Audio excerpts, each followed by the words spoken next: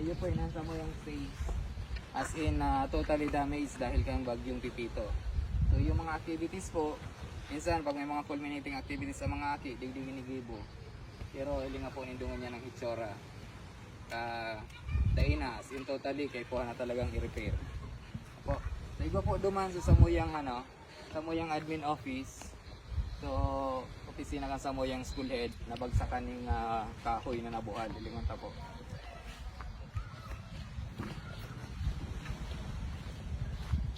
Welcome, DepEd Matatag.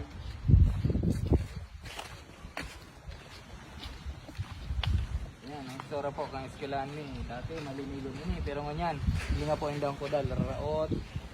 Yan, nagkaralat ng kahoy. Ini po, sinabuhan na kahoy. Sayang po ang kahoy na ini kasi, ano po ini, mahogany. Kada kulay na ko tagang mahoganing ini, pero yan. So maringani po taday nabagsakan ning eksakto yung lanog kang opisina kang kang school head ni. Kung ining kahoy na ini ay talagang duman nagbagsak sa tahaw, ay garaba po yan. So maringon yan tanang kiring ilang yero, tapos ito duman medyo may riribayan na atop. So pag nahali na po ini pwede nang i-repair. Pero sa ngunyan medyo masakit pa po ining So sa Webes po may klase na. Pero sa hiling ko, hanggang Webes, data pa yun ay mapapakarhay.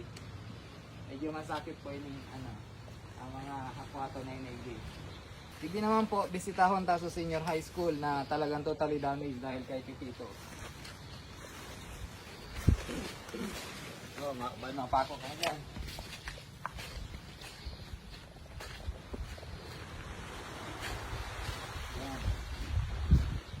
Yun po yung likod kasi yung high school building.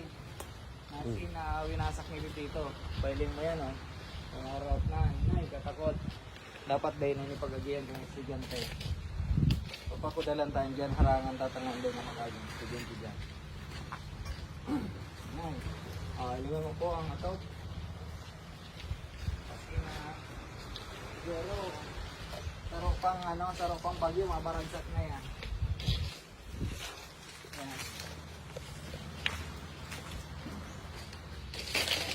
Ang bulo-bulo niya.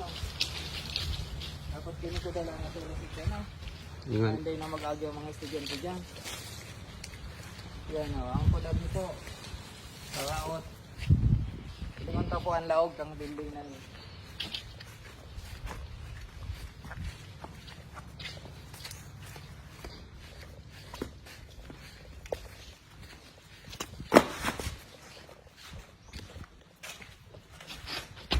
Malaw po kita. Ingat, mahal na matubig.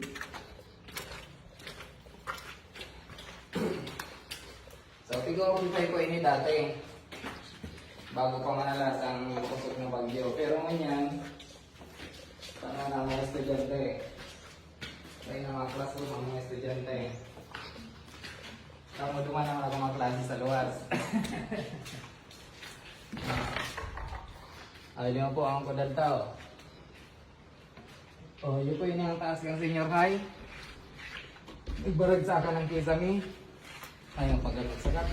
Ayun ang bukas. Halaw kita. Pati pinto nagwasak. Kakusog talagang paros.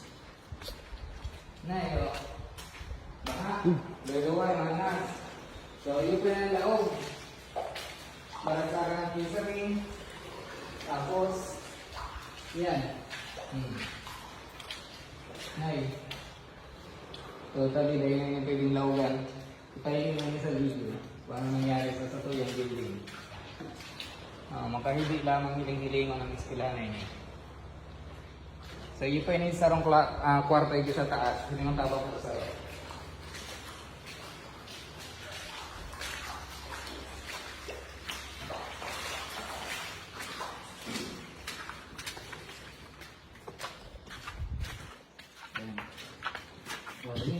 Kailing ni as in dinaranak ang para sa kisa ni hanado sa kisa ni din. Nagbagsakan mo. Ganun ta. Makalaog daw kita hindi. Pati pinto, mga warasak.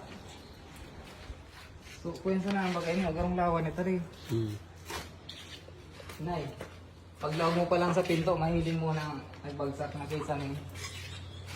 Paano kita, hindi makalusot. Sige, lasot kita yung laloy lang. So, ang paglusot dapat dito na ini mahiro. Baka pag nahiro ta, magbagsak. Hindi oh. Ay. Iko. Karama. Iko.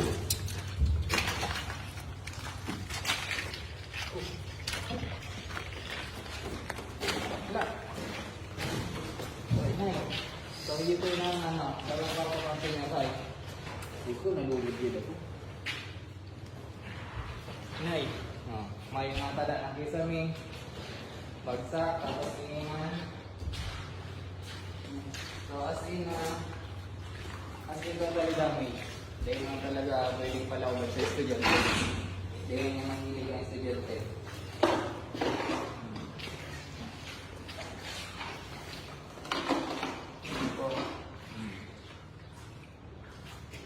So, yung building na hindi pa ang kukutay ng alloy. Kaya lang ang yero. Dali yung marot ang yero niya. Hindi pa ang yung alloy na ano, siguro mga ayun, this is yaw na niya di. Yan na po, sir. Pero ang yero pa kaya replace. Yan. Na. Ay, kita magkakali dyan. Kaya kita mahalin sa tigaran.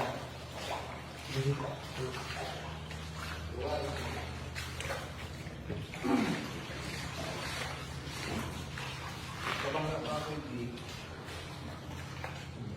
Taklan, sir.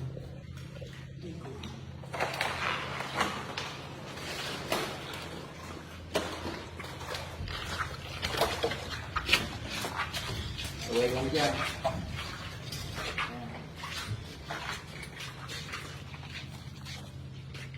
Tapos, bisitahon tapos sa mo yung function hall na totally damaged man dahil sa bagyong Pipito.